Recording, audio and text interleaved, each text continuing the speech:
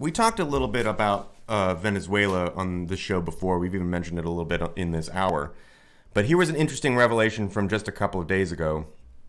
So I filed this under high-ranking United States officials attempting to will things into existence just by saying that they're true.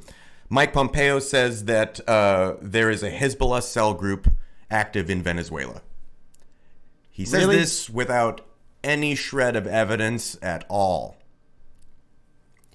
Well, see, and again, that's how wars get started. That's how, again, the corporate media kicks the ball down, or it gets the ball rolling for more American intervention, especially in a sovereign country. Now, are there problems in Venezuela? Absolutely. But does it require the, I guess, the involvement of American forces?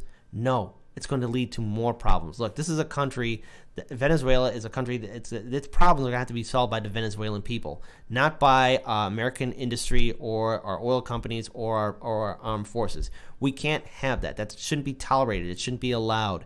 And it's, again, not having evidence to prove your claim is neoliberalism 101. That's how the neoliberal media works. And the very fact that, again, this is in an article with no evidence whatsoever, nothing, that's being shared so that average citizens can read it, it's going to make people think, oh, well, Hezbollah is in Venezuela now. Really? Who? Do we see a little sign area that says, oh, Hezbollah is here? Come on, we're here to support the dictator here and cause more chaos in the Western Hemisphere?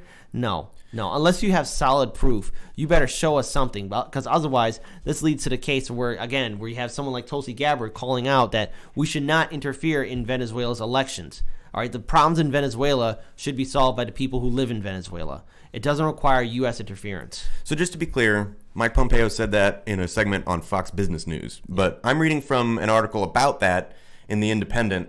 I mostly pull up this article because this is an example of how corporate media or mainstream media, this is UK media, obviously, how they will take that and run with it, right, as though it's fact. So he says this without a shred of evidence, attempting to will it into existence or put it, or basically insert it into the narrative of like, now we need to be mad at Venezuela because Hezbollah. And The Independent goes, I guess that's true because he said it. How can we rationalize it? Oh, Chavez had diplomatic relations with Iran. So, yep, I guess that's why. What? That's ridiculous. No. You can't say something's true and then find some random rationalization because somebody talked to somebody in a different country 10 years ago? What the? I know. But here's the thing. That's exactly how the system works, especially under the way the media wants to have more intervention. Because if you look at all the articles about Venezuela, it's about intervention, it's about getting involved, it's about supporting a non-elected leader to become the official president. And it causes even more problems when you have President Trump, during the State of the Union, acknowledge that non-elected leader's administration as the true ruling party in Venezuela. That's a danger because then it opens the door to a whole bunch of other madness. Yeah, with regard to Juan Guaido, I've said this before and I will probably say it again.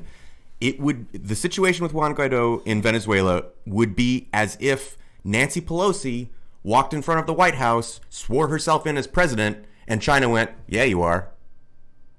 That's not how democracies work, or at least in theory. But again, if you're in the United States and you're a global superpower, absolute power, no responsibility.